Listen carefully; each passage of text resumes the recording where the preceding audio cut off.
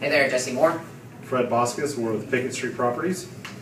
So we want to talk today about hardships and what constitutes a hardship in the process of a short sale.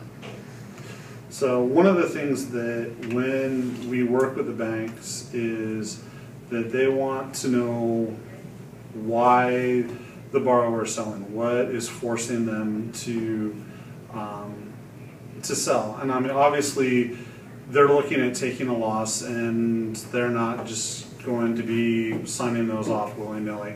Yeah, I mean, essentially the bank is saying, okay, what has changed since the time that you begged us for a loan to buy this house for a lot more money? And so that's a question that we ask the borrower when we sit down with them is, hey, what has changed in your situation since you purchased the home? Are you making less money? Is there any medical issues? Are there social issues? So we want to discuss real quick what constitutes a hardship and what is a hardship and what is not. What passes the bank's sniff test and what does not. Right. So I'll give Fred some examples of actual hardships that we've received, and he will tell us whether or not they are actual hardships. All right. I've gotten divorced twice since I bought this house.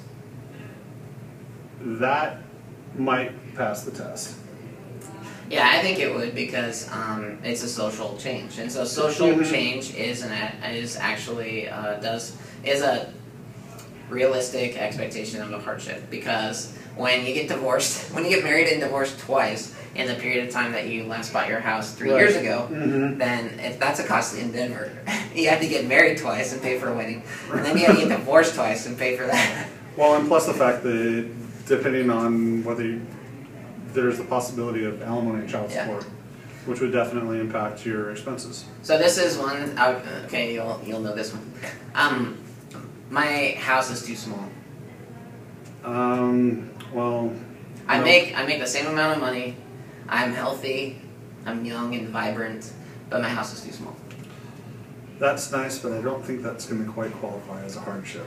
Now, we're willing to try almost anything, with the bank. And the reality is that, and here's our philosophy, regardless of what your situation is, if you don't want to be in that house anymore, you can short sale your home. And so I don't want you to think that just because you may not have been impacted as hard as many people in similar situations, doesn't mean we can't short sale your home. It just means it's harder to justify that to the bank. It's going to be more of a challenge. And in this particular instance, there were some other circumstances that we were able to bring to light and help the bank focus on. But additionally to that, our line is always this: hey, Mr. Negotiator, I appreciate that you don't think there's a hardship in this situation. They're not paying their mortgage right now. Is that a hardship for the bank? It sure seems like it is one for me. So can we put that down for the hardship? Can we put down the fact that they're not paying their debt right now? And so yes, you have one of two choices. You can short sale or you can foreclose on them, and we can save you money by doing a short sale. So yeah, a hardship is not only a hardship for the borrower, it's potentially a hardship for the lender. Right. And if we can get them to accept that, then we can get them to accept anything. We've done strategic defaults where people had money, the value on their property had gone down several $100,000, and they made a strategic decision to short sell. Did they have a legitimate hardship? Not in the eyes of the bank, and it's not as, it can be a little more costly for the homeowner in signing a promissory note or a cash contribution to get out of that debt. But if you can settle $100,000 or $200,000 of debt for pennies on the dollar, I mean, most people would do that. Yeah. So let's just blow through some actual hardships. Medical, here's our kind of like top hardships. Medical, so something is affecting your health. Usually that does affect finances as well. You're getting medical expenses, prescription expenses, everything else. And that can affect... And possibly reduce income because of it. It can affect employment, your ability to work, or anything else. Number two is financial. So either there's a loss of income entirely or a reduction of income. Those are the two most common. Right. Some people have used growing family. I mean, kids cost money. And so rather than saying a house is too small, if you have 4 kids in a 2-bedroom house and a husband and a wife, then you can say focus on the growing expenses. Right. And so most people don't buy their house to populate the planet in and never move. I mean, they do expect to move, and so we can explain that to the bank. Social changes, like I talked about, which is social change is a change in status. So from marriage to divorce, primarily. Right. Death is a legitimate hardship. Incarceration is a legitimate hardship. Yep.